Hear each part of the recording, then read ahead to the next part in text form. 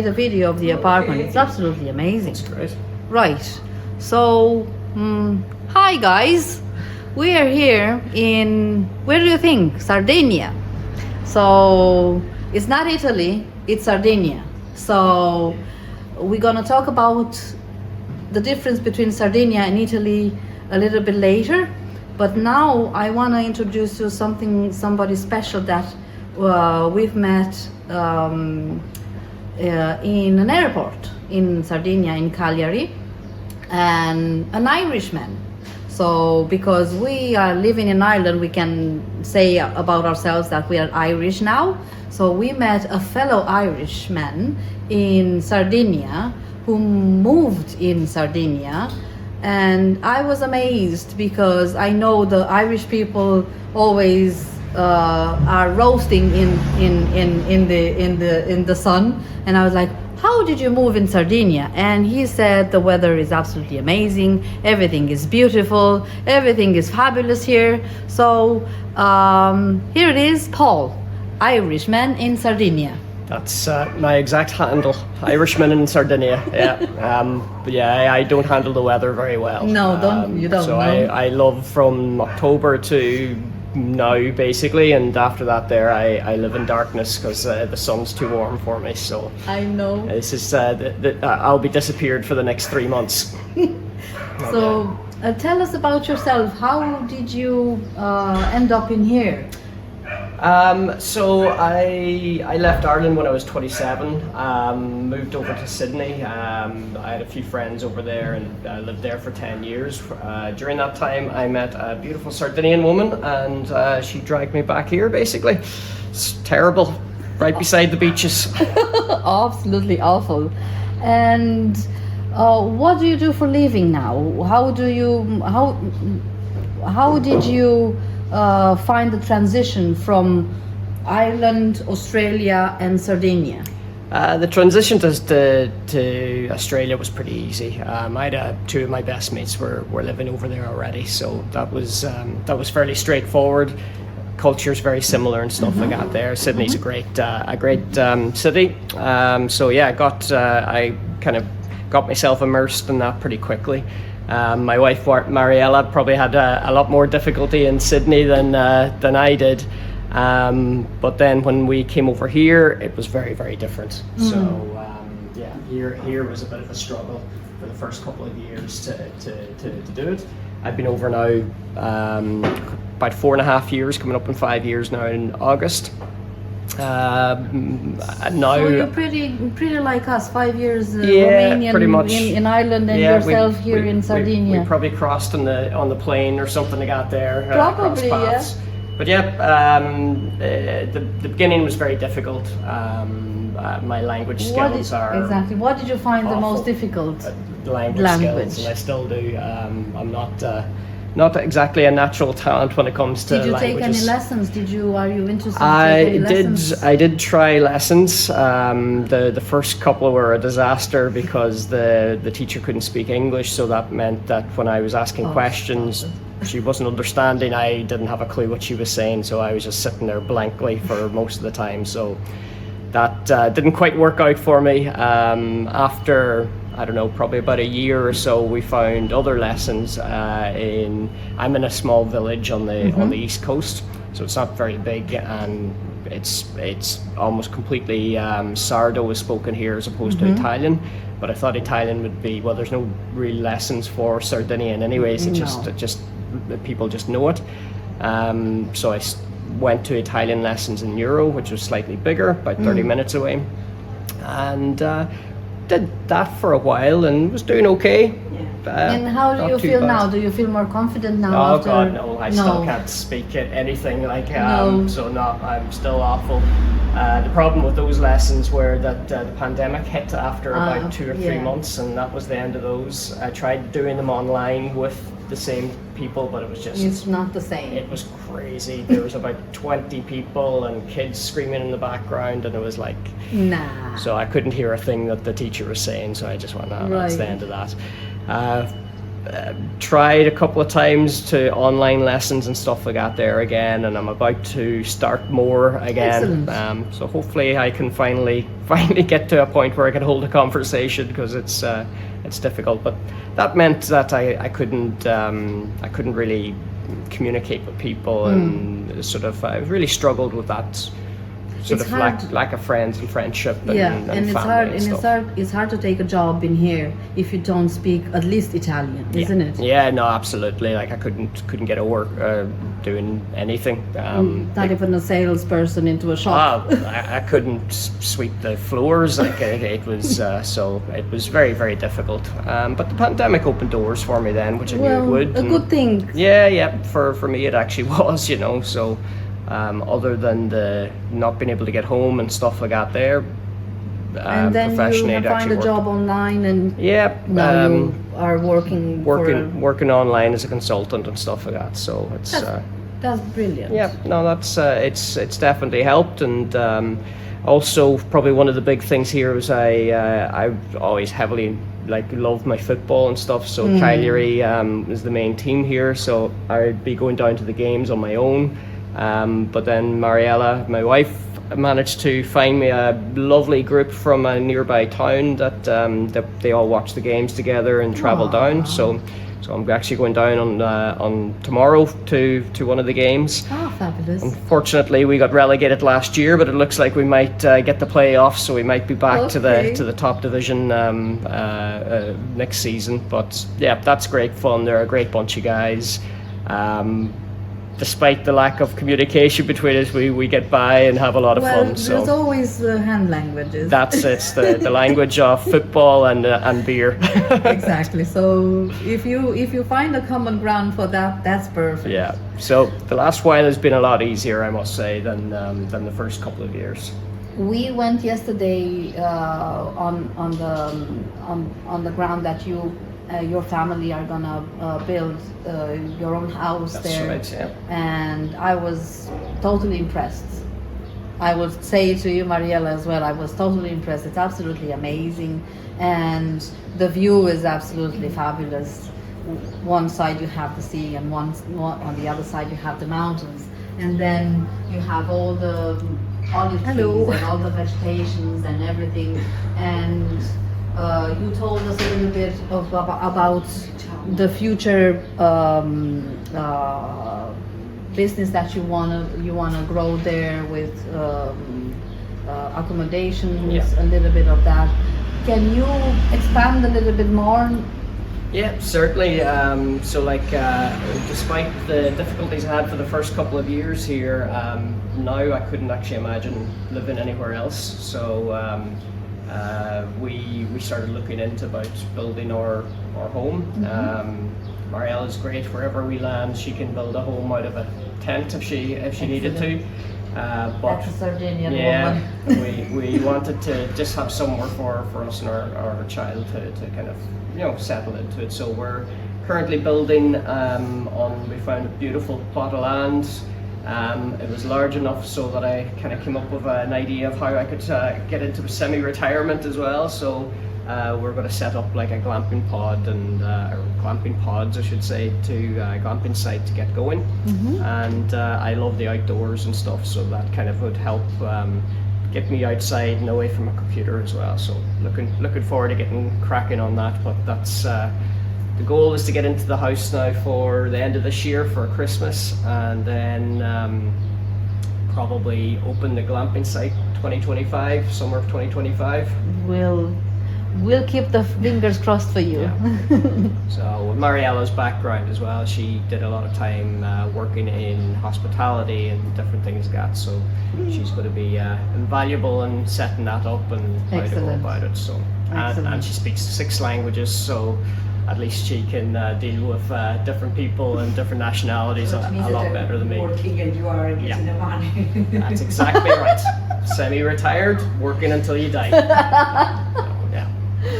So Paul, apart from this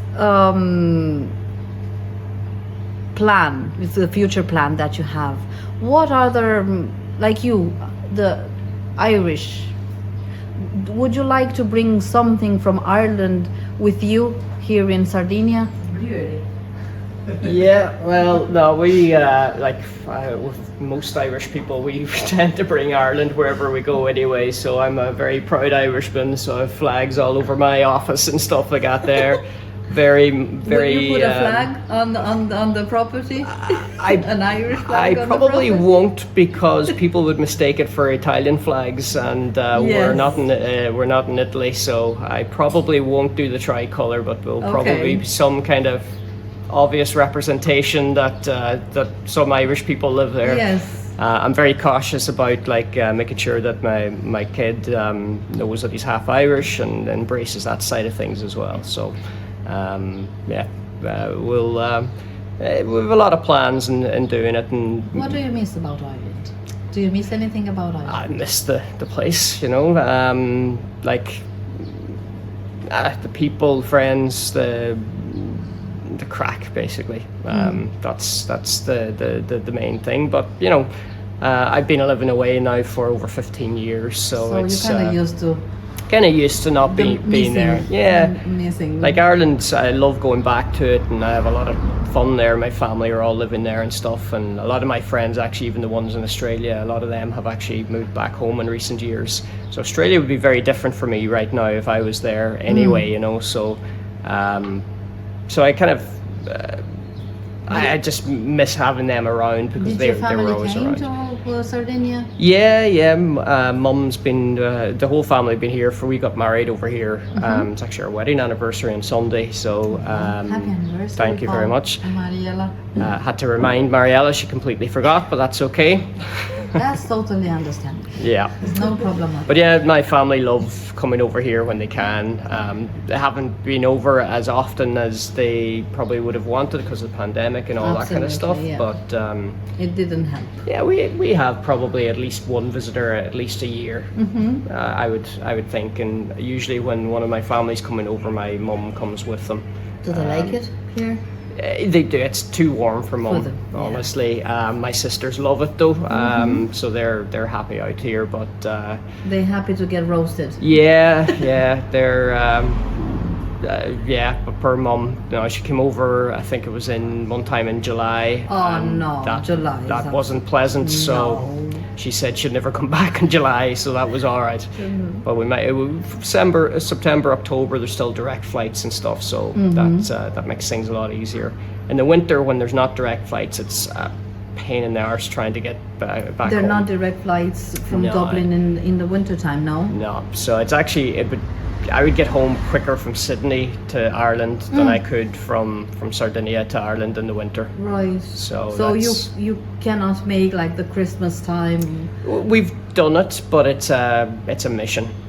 You're traveling 20, 24, maybe plus hours. So you have to fly to Italy. We have to usually go through Rome or somewhere like that there, and then unfortunately the connecting flights always miss each other. So then you might have to spend the night in the airport in Rome or whatever, and then you fly the next day. So that's just very difficult with a young kid. So it's not something we're likely going to be doing, to be honest, unless Every year, unless we really have to. So it's but the direct flight's 3 hours, that's pretty nice and easy, and there's plenty of options. There's 3 airports here in Sardinia, which is great, and luckily all 3 of them now have direct flights back home at the minute, which wasn't the case when I first moved here.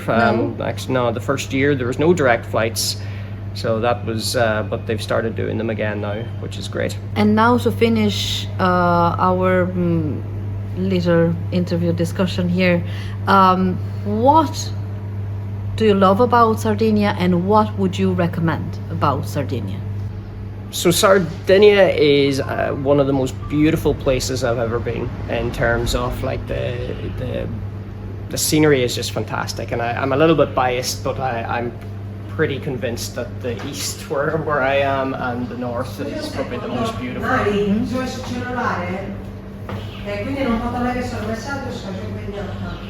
Okay. You can carry on because you got the mic. Okay.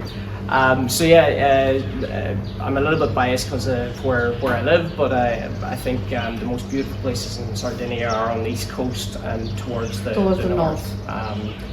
There's a couple of beautiful places up towards the Costa Smeralda, an island off Sardinia called La Magdalena, and then there's a smaller island, Capra I think it's called, and it's breathtaking, absolutely breathtaking.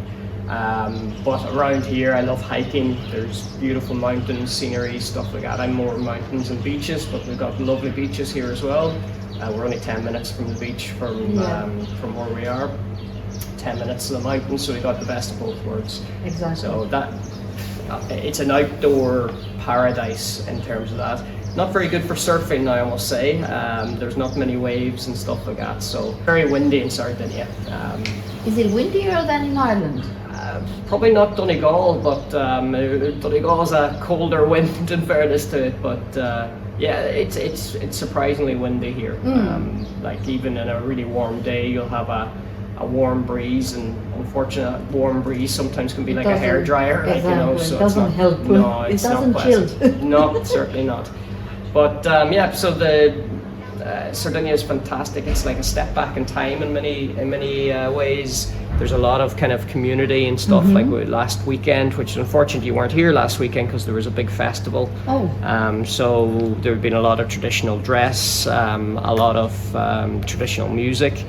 My kid's obsessed with the traditional music, which is like a diamond tip drill to my head, but because it's accordion playing, driven, and it's he's starting to learn accordion, which well, I'm happy to encourage music of any kind, but it's not the most pleasant to listen to, even when it's played well for me.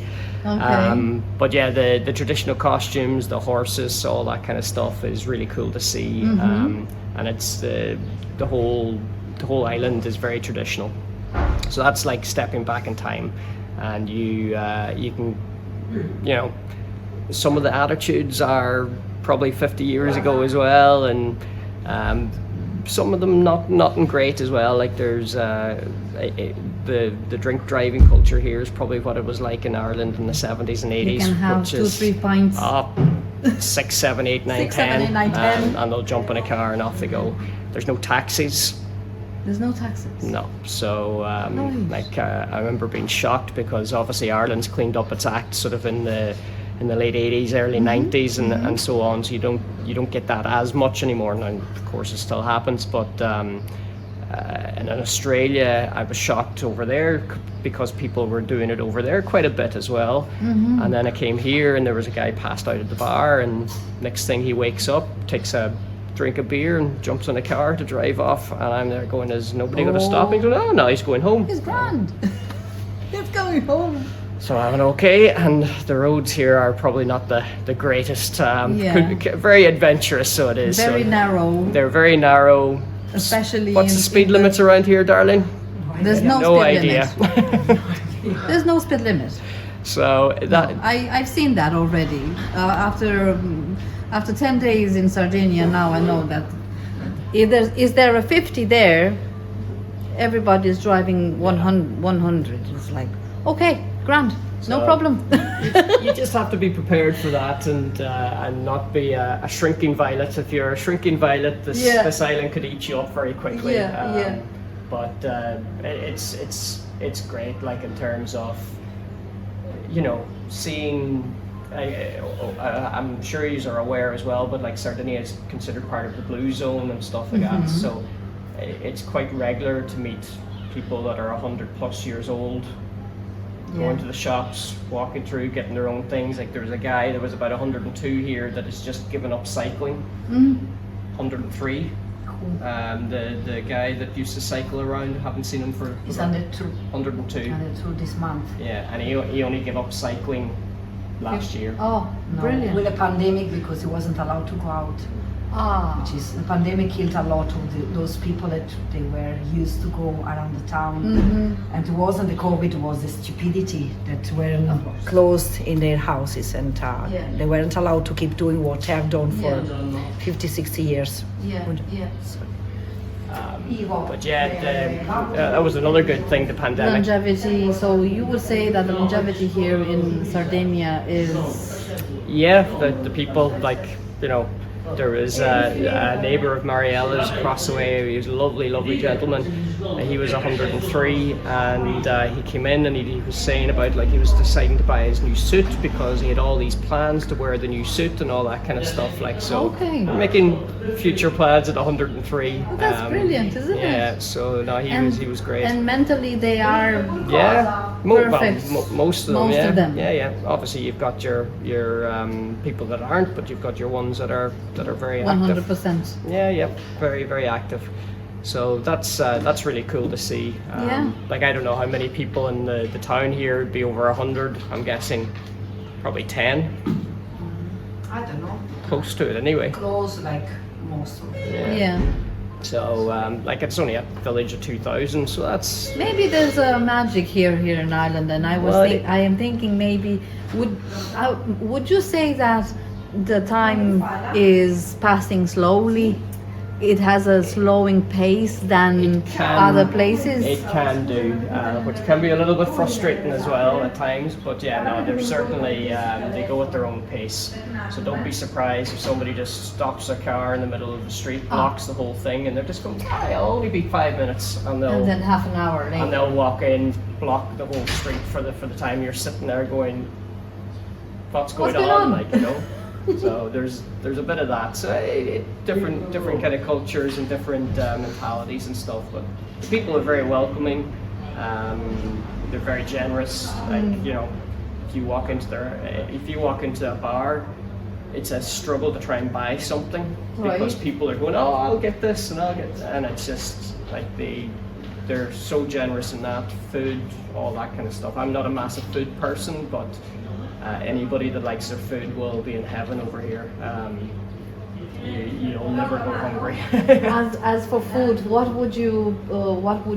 did you find like exquisite here, like you didn't find anywhere else, and you liked it obviously? Yeah, you've got your homemade pastas and stuff like that there, which are really fantastic. Like I didn't realize how good pasta could be until you had that. Obviously, we only had the packets, and you'd put it in, it's kind of bland. But when you get homemade stuff, it's pretty impressive. Even the sauces and all that kind of thing is really you can't get it. You can't buy it in the shops. Like they become very much meat eaters over here, which traditionally they would have been all pretty much vegetarians and fish and stuff like that there. But in more recent sort of times, in the last 50 years or so, they're eating a lot of meat. So roast pork, piglets, all that kind of stuff. Okay, so pork will be the main meat. And they eat everything, which is can be a bit testing for people when like.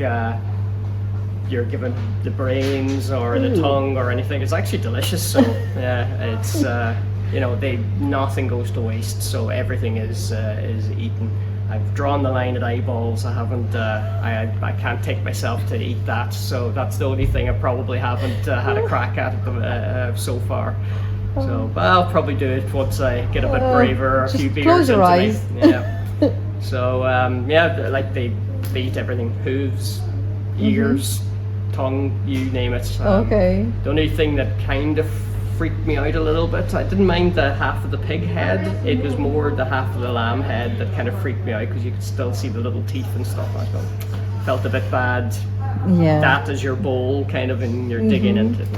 No. So my friends get great enjoyment when they go, what are you eating today, Paul? Like, so trying to figure out what's on the dish, so that could be good.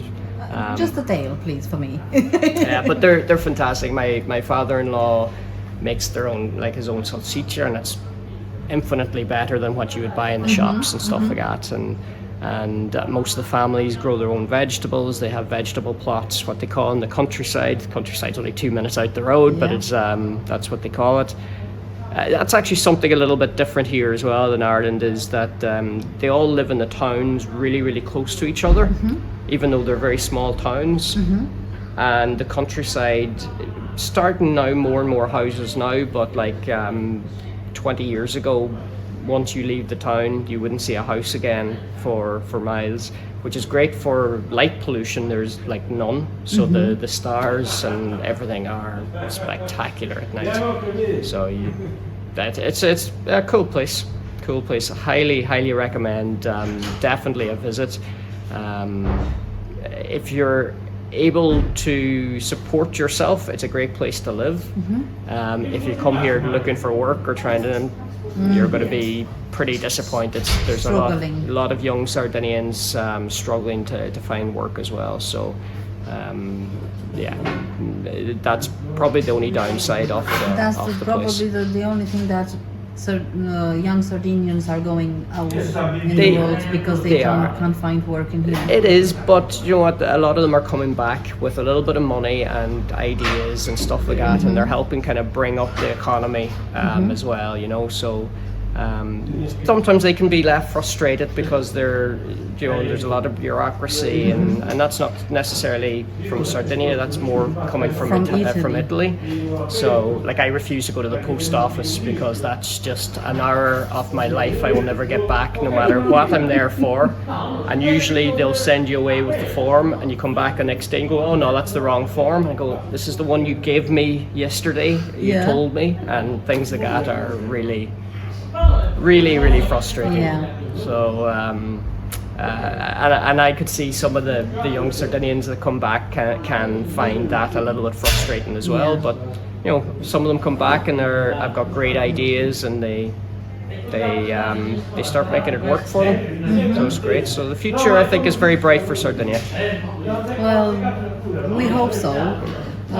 So you consider yourself a happy man who made a happy choice? I do now, yes. We had this conversation a couple of years ago. Might have been a different tone to it, but no, definitely now is I'm pretty happy where I am. Excellent. We wish you all the best.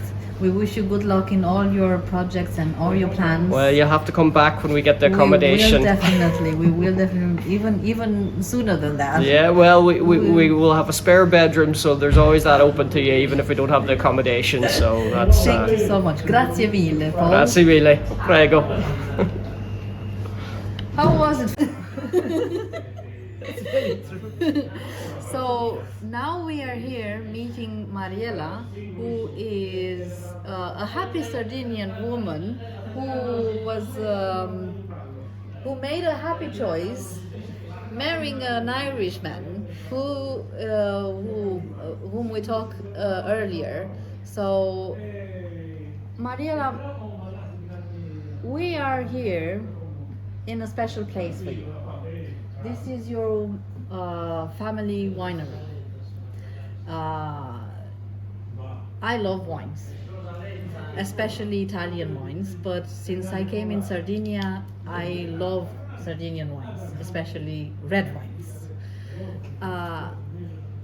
Tell us more about the place we are, the history. Where did your family started? Was it a struggle? It was easy for them? Tell us a little bit more about the history of this place.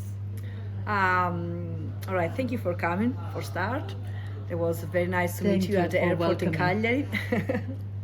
If you remember, we were whinging about the stupidity of Italian bureaucracy. Exactly. Because they checked our passports in Dublin, and was a direct flight, and they were checking again in Cagliari. So we kept us like prisoners in in the airport. I mentioned with Pascal the other night as well, and it's like, I was so impressed at another person like you, because you were like, why did they check us to the passports again? Like, we was at a direct flight. Was the aliens got us in the middle? Probably, yes, it was aliens and we didn't notice. So we are not very, how do you say, we're checking too well in the plane. But that's one of the struggles that we meet every day, not as only as workers, but as citizens of.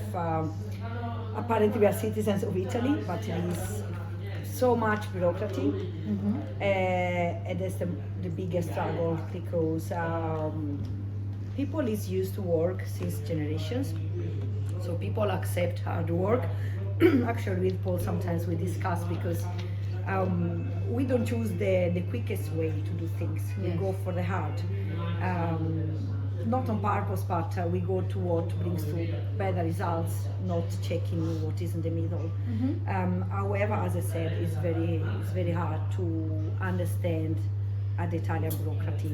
And about my family, they were both poor. In Sardinia, most of us till the end of the Second World War used to be fishers or how do you say English? Shepherds, of course, and farmers. So we work with the land. And nowadays, about 40% work in the what we call settore terziario, which is tourism, services, etc. So Sardinia has a big potential for work with tourism. We only work from April till September, October, but we could do much more. But again, there is a lot to do in this regard. Coming back to us, my father was working in the marble mine here in Orosei, and he always thought that was too tight for him, and he was always dreaming to do something bigger. He used to work at the marble mine, and then he was going to the countryside, helping other people in the vineyard, or planting plants, or working anyway in what my grandfather taught him. So it happens that my mother had an uncle that was in Germany. Very active, very intelligent man, and very nice man. And my great granny as well, she was very open-minded. And when my parents went there to visit her, she kept saying, "Oh, you can do something more as well." So pushing. And one day my father said, joking, "Oh, I can go to Germany and find something better." And she called the son, so it was one of the few persons in the 1976 here that had the telephone. So back to the time in Sardinia, only people who had family outside the island, so far away, had the telephone. And the other used to borrow it. Okay. So my great granny used to borrow a telephone, or other people used to borrow a telephone to call sons, family. So long story short, my mom and my father were visiting her. They left, and she called Uncle Italo and said, "Oh, Giuseppe would like to do something more, to leave the marble mine, and maybe come to Germany." I said, "Yeah, sure." So they did. And I'm born here, but I went there when I was 9 months old. So I went to German kindergarten, then came back to Sardinia and learned the third language was Italian. So answer to your question, my mother language is Sardinian, and then my first foreign language is German. The second is Italian. But anyway, there was an old lady who was trying to rent a bar because the husband died when my parents came back. So they start with the main bar in the town, who at the time worked a lot. It was really hard work for them because they started at 5 in the morning for the shepherds going to the countryside and used to close at midnight. There was no many rules about the closing times. Speaking about 1982. Italy won the World Cup at the time, so people was happy, even if it's not our nation. But so with the money that they earn, they buy this land and they start to build a house. And then my father got the occasion of starting to sell beer, and nothing was planned, but it just came and streamed with a wave, as we say in Sardinia. And now we are exporters, so that's the main job. And this shop is mostly for tourists, I should say. Local are starting now to buy wine from other vineyards, because here everyone's got some vineyard, and obviously the wine is the best, Of course. even if it's not. But now we're starting to appreciate the work of other people as well. So You told me yesterday about organic wines and yeah, trying for you to expand this, not expand, like make this winery more original, much more into organic wines, organic food, even, I don't know, what will it be your dream shop with wines and food and what my ideas. your ideas, how would you blend it, or how would you blend everything into your dream? So me and my sister, we have already a clear idea. However, the business belongs to our parents. So we are workers here, both of us, we are workers. My mom worked here for 26 years. She only drinks one wine, which is one of the most expensive that we have. And she does, thanks God, only twice a year. Excellent. So it could be Christmas or could be like in a couple of occasions. So we are lucky she doesn't spend too much in this.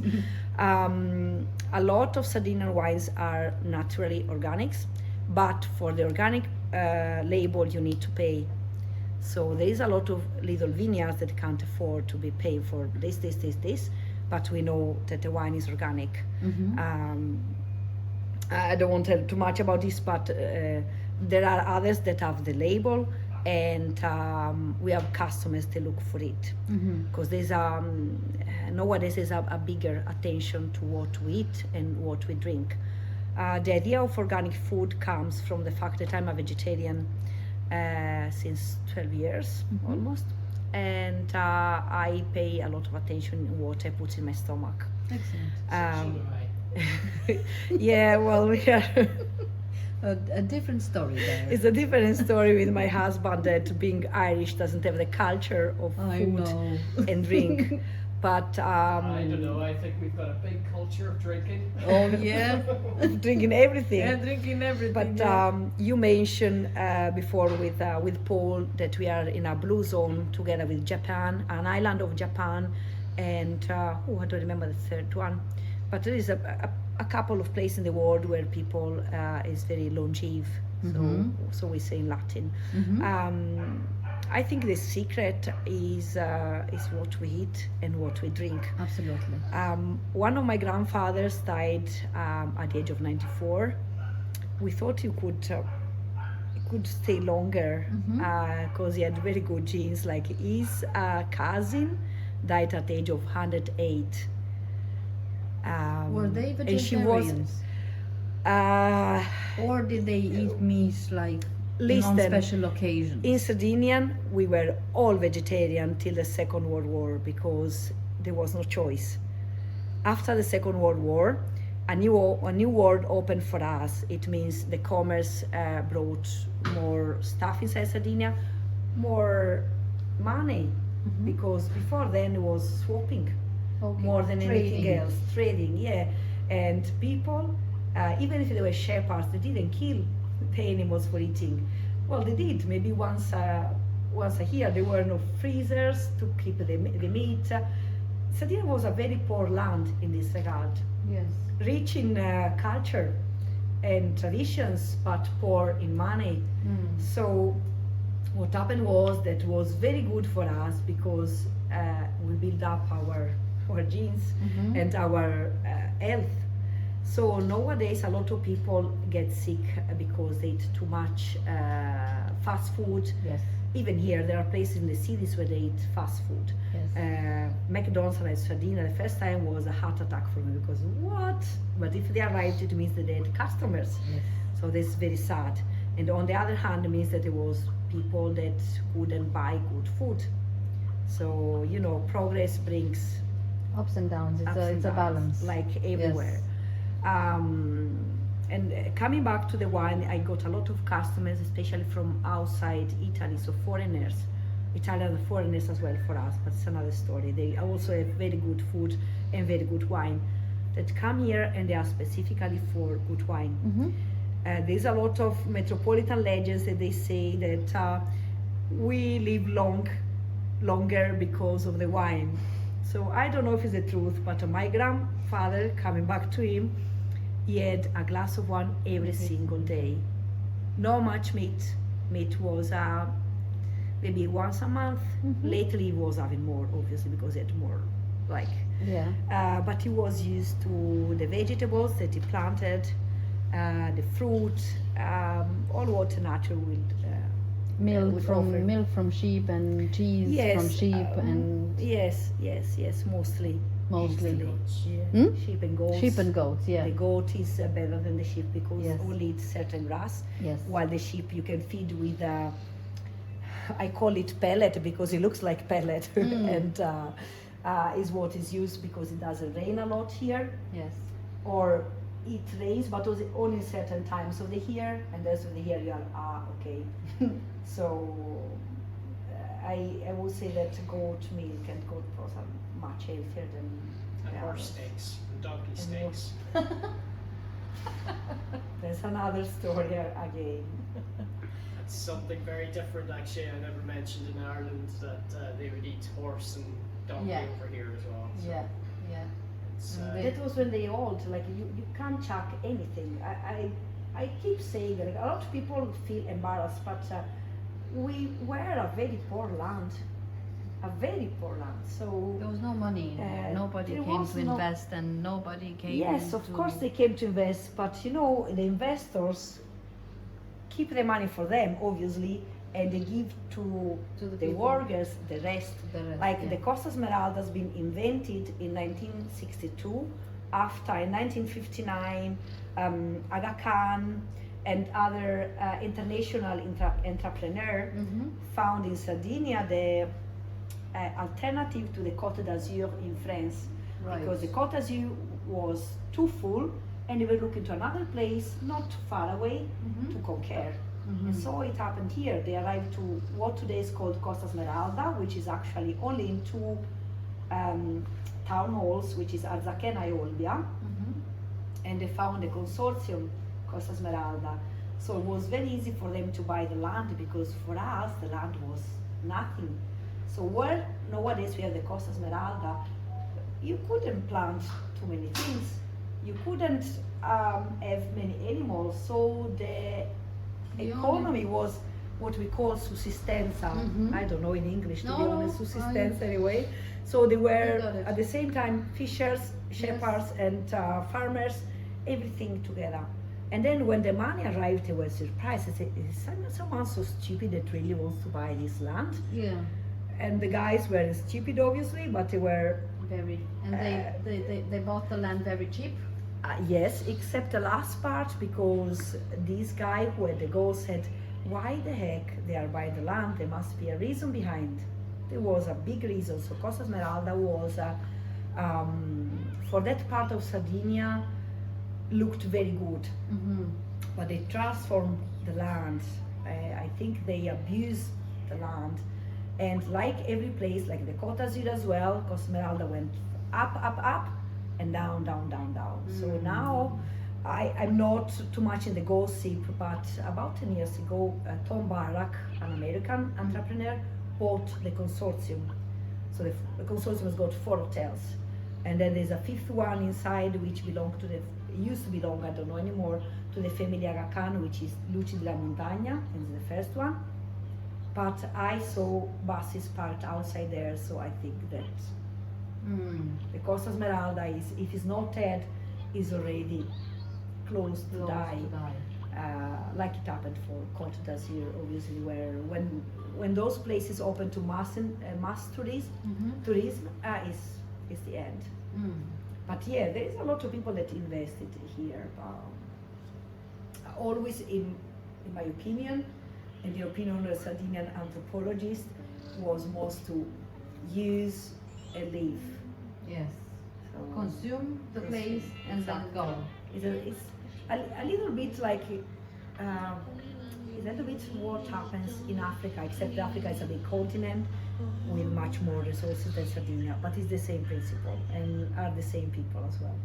unfortunately. Paul mentioned that he met you in Sydney. Yes. How did you end up there? I escaped because I was working in 3 jobs, working about from 12 till 15 hours per day.